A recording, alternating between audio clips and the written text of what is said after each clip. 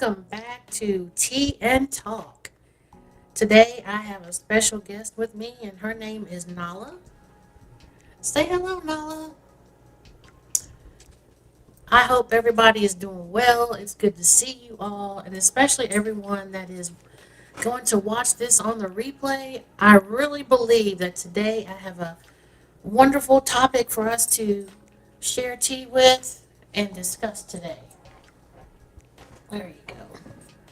So let me get a quick sip before I get started. Thank you. Welcome so much. So today I want us to talk about generational curses, generational influences, generational patterns, generational habits.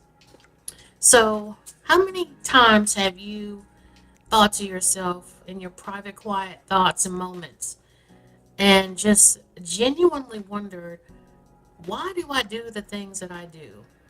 Or why is it that I notice there are several people in my family, we do this or we do that, and it's probably not the best idea to do that thing or things? Well, let me tell you, I have thought that to myself so many times. And as someone who actively tries to work on my emotional well being as well as my spiritual well being, I am often given answers to those things. And once I get the answers, I have to really dig deep, go inside and say, look, this is going to take some work, right? And is this worth it to me? Is this thing or things that I'm doing costing me so much negativity in my life that I'm willing to put in this dedicated work to free, to release, or to disentangle myself from this thing? And for me, the answer is always going to be yes. Now, it may be a slow yes. I may go in to this process begrudgingly and, just there's something else I got to deal with. But I'm going to tell you, it's always, for me, been very beneficial to do that. So for those of you that are going to catch this live, welcome. Thank you for being here. I want you to get active in the comments because I want us to help each other, create beautiful space for each other. And plus, I always love it when we interact with one another. So before I get started, I want to let you know that if you go to iamfuturefocus.com and you click on that resourcery tab, today's post, my blog post, deals with this very subject. And the title of this blog post is Healing Generational Influences: How Empaths Can Break Free and Thrive. Now, some people will take this topic and think this is a huge one. So we're going to break it up into bite-sized chunks. And just because this year I'm striving to be a better YouTube presenter and get to it, I'm going to give you the influences, and I'm also going to give you some suggestions off the bat on how to help yourself to release and disentangle from these patterns. So let's start with the generational influences that may not be particularly helpful, okay? So what I want you to do, I want you to sit there and I want you to just imagine these responses and check inside to see if this is something that you struggle with or if this is something that resonates with you. So there are three influences that I want us to talk about, what my blog post talks about on iamfuturefocus.com. And that first one is inherited beliefs and how they specifically work in your life. The second one is how we suppress our emotions. And the third influence is, of course, and this is the big one, is generational trauma. Now let me skip over to how to help heal these three things we just discussed. The first one, and it's very critical, you must become aware of the patterns. And then second, we want to make sure you give yourself permission to rest, to sit in stillness, and to really give yourself the chance to understand what has been happening to you and what you've been doing. And the next one is to embrace the release. So once you've sat in it, make sure that you are giving yourself the okay, the go ahead to say, now it's time to dig in and do the work. And the last one, and this is just as critically important as being aware, make sure you are seeking support. Make sure you have a community of safe, loving people and compassionate people around you.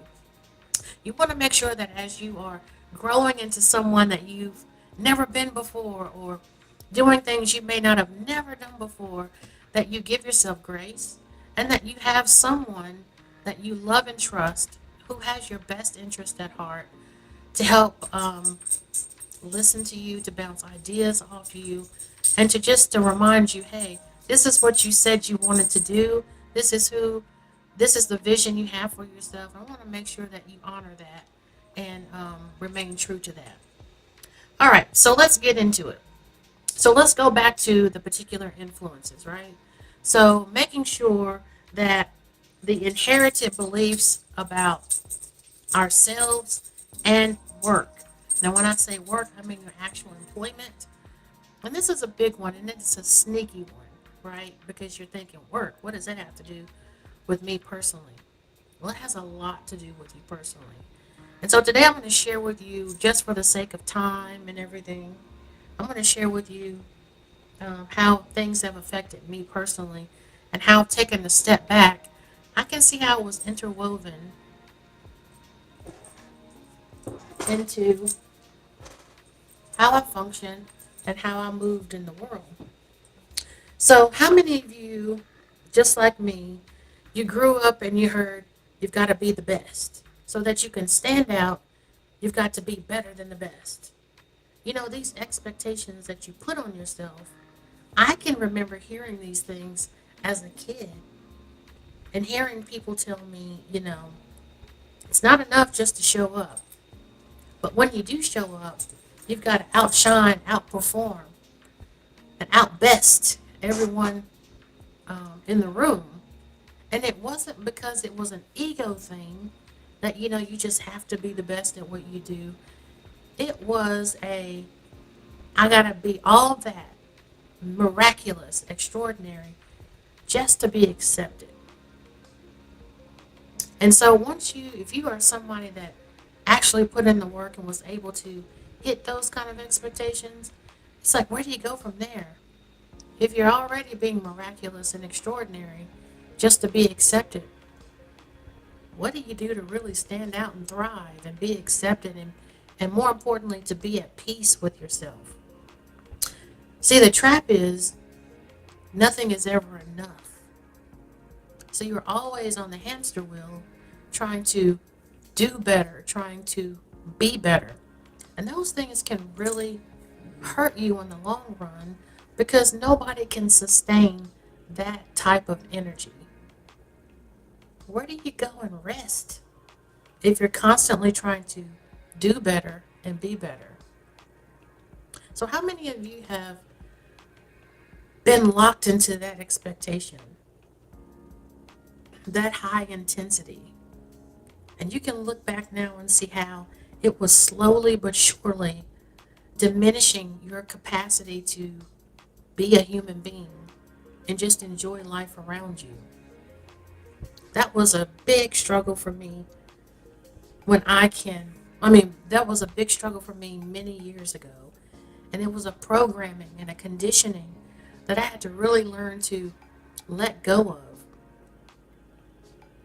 And it took so many years because what happens is when you begin to empower yourself, when you begin to recognize the flaws in these expectations, you start to feel guilty.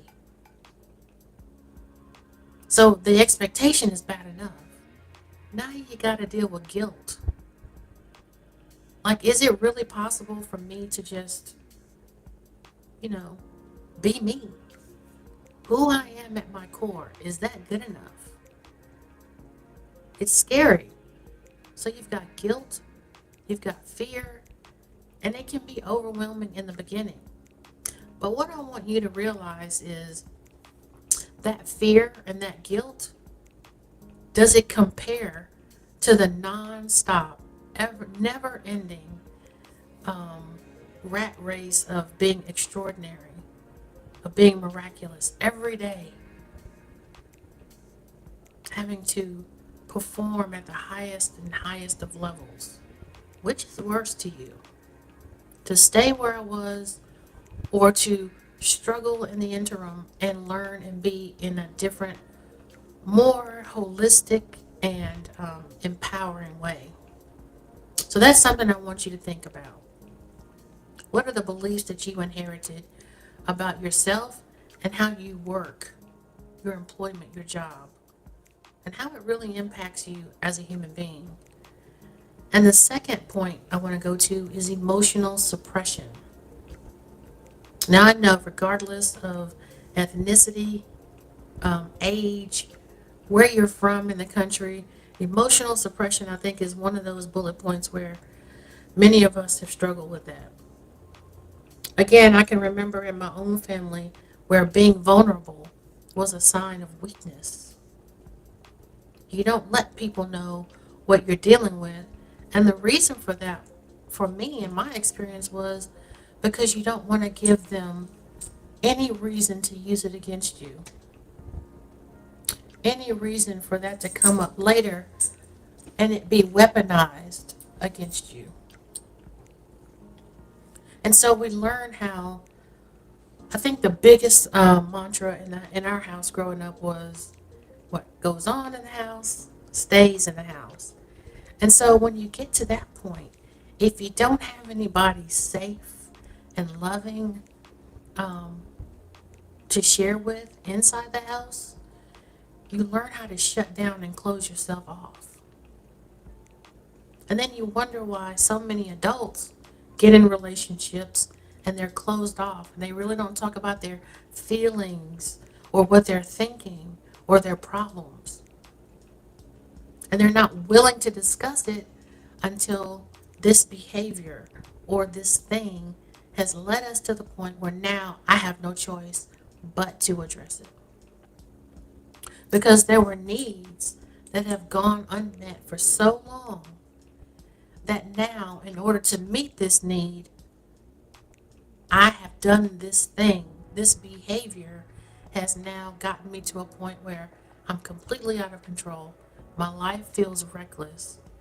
And I have this consequence that's staring me in the face that I know that I need to deal with. Now, I just want to be honest with you because I have no problem being vulnerable. It's freedom to me. And, you know, I care very little about what somebody else thinks about me because that's their business and it has nothing to do with me. But a real world consequence I'm dealing with is my weight. So when I was growing up, I didn't feel as if I had safe people that I could talk to and say, this is what I'm experiencing. I need help with this. And so food became my comfort, my confidant, my counselor, my friend. And because it was so accessible, it was easy to do it. Nobody knew exactly what I was doing. And then next thing you know, however many years later, this is the result of that. And so this is why suppressing emotions rarely works. Now, don't get me wrong. There are times and there are situations where you might not want to run off at the mouth about private, personal business. But at some point, you want to make sure that you are releasing that thing that really harnessed your energy and overtook it. You want to make sure that you have a space that wherever you share this vulnerability or this information, it's going to be met with compassion, without judgment, and just the ability to say what's going on. I can't tell you how many times in my work how I hear over and over and over, I didn't feel like I had anybody that really had my best interests that would let me say these things. Now, here's another example. And throughout, as far as I can remember, I mean, even being like 12, 13 years old, I remember people coming up to me and telling me their problems and sharing with me things that were really burdening their hearts. And, at the time, I just thought it was weird. You're an adult, I'm a kid. But it was crazy how whatever it is I said to them brought them some sort of peace. Now I look back now and I think, well, I think I've been doing this longer. I'm just really moving in my purpose now. But here's the thing. When I needed somebody and I reached out to those same people that I would help, they couldn't handle that. They were like, oh, absolutely not. You're my rock. I can't be helping you. You can't be telling me your problems and really struggling. What do you mean? You're feeling depressed? Oh, no. I can't hear that. You're my rock. If I see you anything as less than the rock of Gibraltar, how are you going to help me? And I learned early on that I was isolated, that I didn't have many people in my corner that I could talk to. So it really set this pattern of behavior for me to say, I'm fine. And now as adults, how many of us know that the easiest lie that we all tell ourselves and other people, I'm okay, I'm fine. I spoke that lie so well, even when I would look people in the eye and say it, they were so convinced about that. And because I told that lie so well, I started to believe it myself until a consequence came. And I was ready to deal with it. Because even me, I'm just going to be honest with you, even me, many moons ago, I would run from stuff. Oh, I'm good. Oh, I can handle that. That's no problem. Do you know that I handle so many other things? That this is a small thing. Oh my goodness. Let me tell you, I was in some deep denial. And I had to crawl myself out of a hole like that. But I'm so grateful that I did. And I had to learn how to pick better friends. I had to learn how to build a better community. And one of the things that situation taught me was my ego was having me interact with these people to build this type of community because, and not consciously feeling this way, but at the end of the day, I was the person that they ran to and I enjoyed that. It fueled my self-worth and my self-esteem. And when I got real, as my beautiful brother always says, you can't heal till you get real. And when I was ready to get real, that's when the healing began. So again, I had to learn how to meet my needs in a healthier, more productive, and honest way. So making sure that if you are suppressing your emotions, find a way to get out there and release it, to disentangle from it, to heal it in a way that honors you at the core of who you are, but gives you the ability to say, I deserve more, I'm worth more, and I will have that. And so the last big influence to generational influences is generational trauma. Now this is a big one. So I'm going to take a deep breath. I'm going to have some more tea.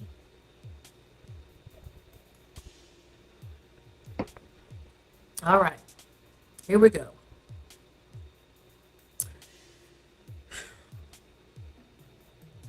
Everybody, if you don't know this by now, I hope you will know that long after the situation is over with, this traumatic event,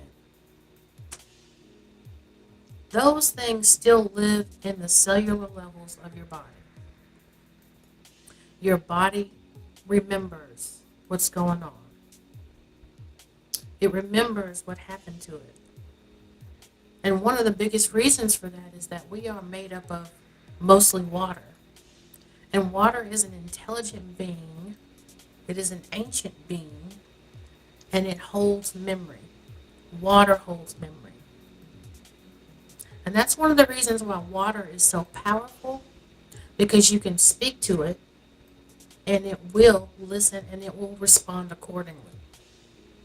So when you have this body, this beautiful, magnificent machine we call a human body, that is mostly comprised of water, and we have these traumatic influences that have happened to us, those memories are stored in our body. But many of us are not aware that when we have aches and pains, disease or disorder, these are these memories that are crying out for a release. Now, I want to make sure that you guys are seeing the correct medical licensed physicians or medical practitioners. I'm not out here giving medical advice. But what I'm saying is there are a lot of people that go to the doctors that have all kinds of tests run, and the tests come back without the answers that satisfy what's going on with them. And there is a whole science, an actual science out there, that shares with people how when this part of the body is responding this way, you could possibly be dealing with this. So when I was growing up, the way it would manifest with me is stomach. I know that when I have digestive problems, stomach issues, unless there is a very good reason for it, I first, ask what type of stress am I dealing with? What's going on with me that I'm having a hard time digesting? What situation at work, or what situation out and about in town? Or what am I dealing with loved ones, family members, friends, rejection, whatever it is? What am I dealing with that I'm having a hard time swallowing and digesting? Now, for me, many years ago, it was these things are happening to me, and I have to suck it up and take it. There is very little I can do about it, and I just have to endure. And I still have situations like that in my life. I'm not even going to lie to you about that. But a lot of the way I handled it was how my mother, my grandmother, her mother, and my father, grandfather, and his father, how they all handled these things. What they told us to do to handle certain things.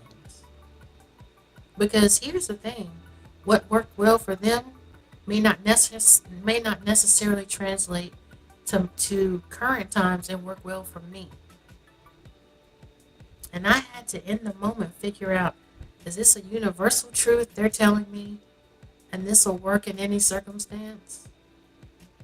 Or is this just a bit too nuanced, and what grandma told me to do, that's just not working for me in this situation? We get a lot of conditioning and programming through our family. And sometimes we just don't realize it. We don't see it because we're so in it. Until a situation comes and says, I think we may need to rethink this. This was true back then. Is this true for me today?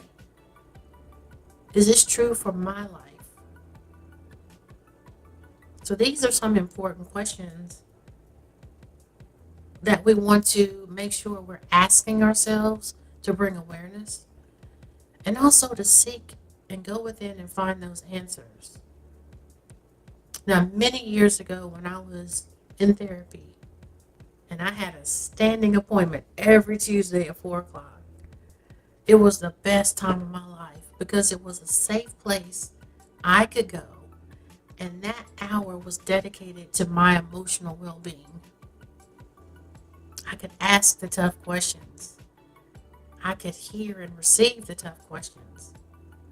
And I wanted to make sure that this hour of power was giving me every advantage I could have to go out there and be the best me I could possibly be. Plus, as a former therapist, there was no way I would be a therapist and then not see the benefit in therapy. By the way, if you guys are brave enough and awesome enough to go seek counseling for yourself or therapy for yourself, if your therapist or counselor says, oh my gosh, no, I would never do that for me, run, run. How you not gonna enjoy the goods you're selling, right? That's crazy. Even I've had coaches. Even I've had coaches. Guess what? As much as I know the skill set that I have, I don't know everything. And I don't care to know everything. I'm enjoying the journey and loving, even in the hard moments. Even in the hard moments, I enjoy learning because there's only one way out of this mess. And even with that, I want to make sure that when it's my time to go back to love, that I do it knowing I got every ounce of joy, learning, information, everything that I could have squeezed from this life. And that's how I hope we all see this. It's not a good or bad thing if you need these services. It's a, oh my goodness, let me go in here and learn some more things about me so that I can go out to life and crush it. That's how I hope we see counseling and therapy, and especially coaching. It's not a bad thing. It's about giving us the support we deserve. And that brings us to the healing component of all this. Being self-aware, recognizing the patterns. Because I'm going to tell you, I heard this from Iyanla Van Zant and it blew me away, and I've said it ever since. She said, relationships are where you go to heal. Oh my goodness, let me say that again. Relationships are where you go to heal. So, true story. Now, keep in mind, I have a master's degree in marriage and family counseling. That is my specialty. And before I retired, I had a long, productive career in that. And when I met my spouse, guess what? With all that knowledge, with all that training, my bad habits still showed up in that relationship. Let me tell you, I was a bugger bear to deal with. Now, I wasn't like, in your face, mean, disrespectful kind of thing. But I had some family patterns creep into my relationship. And I'm like, oh my gosh, what is wrong with you, girl? Come on. Come on, sugar, as my grandma would say. We need to go fix this. We got to work on this because your partner does not deserve this. And quite frankly, I know you're better than this. It doesn't feel good when you do these things. You don't do this particular thing and walk away feeling, yeah, I got that. No, it was quite the opposite. Now, when I was growing up, um, our parents would tell us, okay, you did something wrong. I'm very disappointed in you, and whatever else my parents would say. And they would send us to our rooms for us to think about it. But thinking about it and not bringing real world solutions or understanding, you're just a kid left to figure out, okay, my parents got mad. You know, and if I'm going to be honest, it was, okay, how can I do it better so I don't get in trouble? Right? But that's the immature mind of a child. So I was left to figure things out with zero life experience, learning on the job, as we say, right? So all I was told was to go in my room and be quiet and think about what I did. Translate that, fast forward to now I'm in a real productive, loving, safe relationship, and this nasty behavior shows up. I get mad, I say what I need to say, and I go sulk in my room and I'm quiet. And until I get over it, I'm not talking to you because I want you to know you have offended me. Whether I'm justified or not, it's a better way to handle that. That's called go calm down and then come back and have an adult conversation and work things out. Not spend a week walking past each other, not wanting to speak, putting you in the emotional doghouse, and just go like, ugh. Yeah, see, that was me. That was my nastiness coming out. I wasn't going to yell at you. I wasn't going to fight you. But I was going to be silent. I weaponized silence because that's how I received the instruction that I was given. Go in your room and be quiet. And you think about what you did. So I did a more grown up, unhealthier version of that. And I had to learn, especially as an empath, you want to people please. You don't like not living up to people's expectations. So you go and you're like, I don't want to rock the boat. I'm not going to be mad. I'm just going to deal with it. It's fine or whatever. And you excuse the behavior. Oh, they must have been having a bad day or whatever. Until something happens, which is really minute, but you've taken and taken and taken, and next thing you know, you're like, you step on my foot and I blow up. Hey, Fatima, thank you. So making sure that we are giving ourselves permission to recognize the pattern, to being aware of it, and to put inspired action behind it will really help us to heal and reprogram ourselves from these destructive generational patterns. The next thing is you want to give yourself permission to rest. Now, for me at Future Focus Coaching and Wellness, my theme this month is rest. I've continued this theme from a couple years back because I've seen just how powerful this simple concept is. And in our day and times, rest is a radical and revolutionary act. But I was speaking to someone just the other day, and they were saying how getting good substantive rest is helping them to see a way forward in the things they're dealing with. The insights were coming in. They were able to better hear and experience the downloads they were getting, the solutions, the problems that they were dealing with. They were able to better understand how to deal with it for themselves that really honored who they are and give them a way out of a situation that they're in. And so that's why this month I have really been going hard on the rest thing. Because ultimately, I believe that everything that you need to really live fully in this world is inside of you. And when you rest, you give yourself the opportunity to tap into that internal wisdom. Because your internal guidance and your God of understanding is what you really need to be listening to, especially in these days and times. And if you're not doing that, please get on a journey to start trusting your inner guidance instead of waiting to hear so much from people outside of you. It will never, ever, ever, ever steer you wrong. So making sure that I went inside and I said, look, what's the answer here? And when I was given that insight to put inspired action behind that, that was priceless for me. And this next thing is to embrace release. And this is where the inspired action comes in. Because now that you're aware, now that you've given yourself some time, some breathing room to just really wrap your head around everything, now it's time to formulate. How am I going to get this done? What is the best way for me to do this?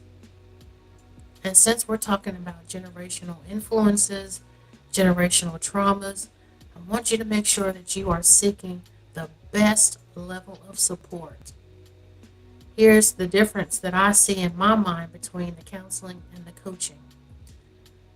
I know for me personally, there's generational stuff that I'm going to be working on for a minute, but it's not stopping me or acting out in my life to where it's problematic.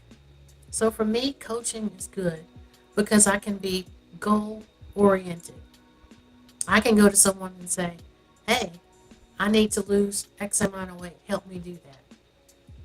My goal is to look forward into the future and see a space where I've already achieved that goal.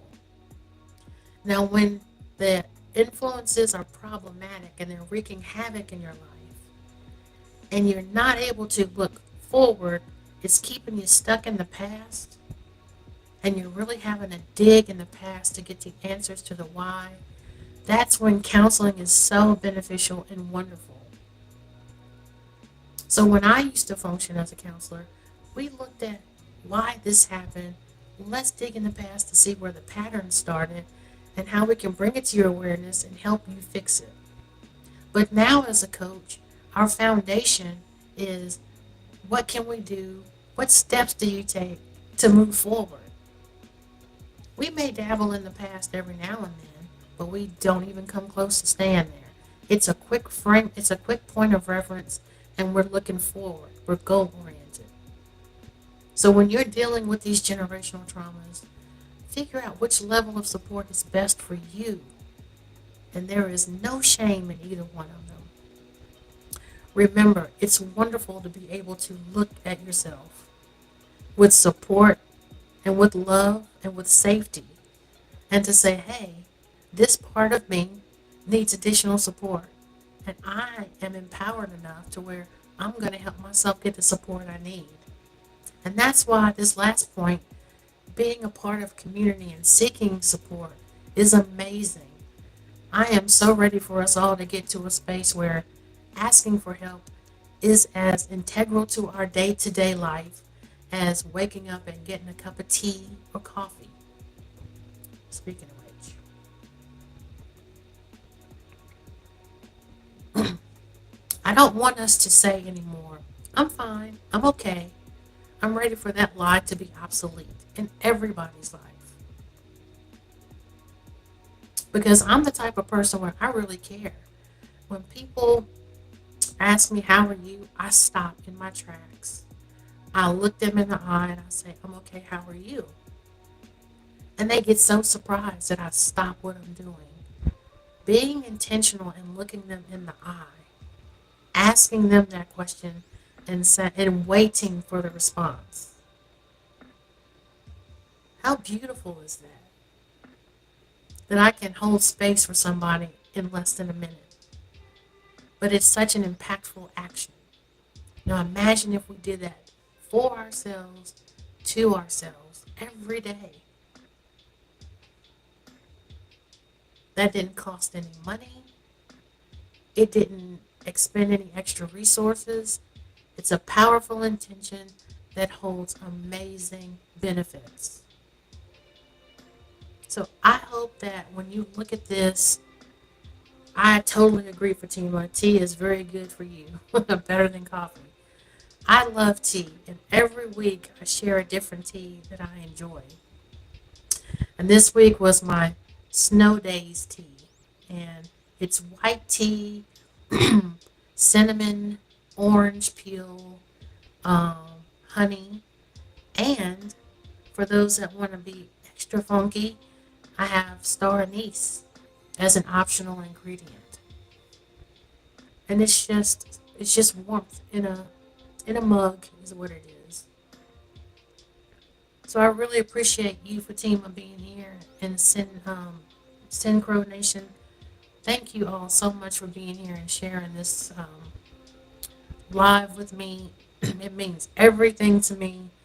And for everyone else that will see this on the replay, please, guys, let me know how the generational influences have affected you. How have they played out in your life? I really believe in this 9 year, these things We are called to heal once and for all.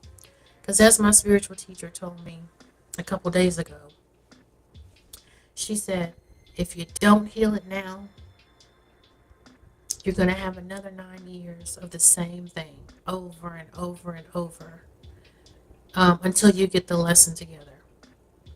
Bye, Fatima. You do too, friend. Have a blessed day. Thank you for being here, friend. And I don't know about you guys. If you've had a hard time in the past 9 years, is it the same stuff you want to go through again for another 9 years? And if you're like me, you don't. You really don't. So please make sure you reach out to people that are safe, that are supportive, and that really have a vision to help you move forward. I love you guys, and I thank you so much for being here. Nala says hello.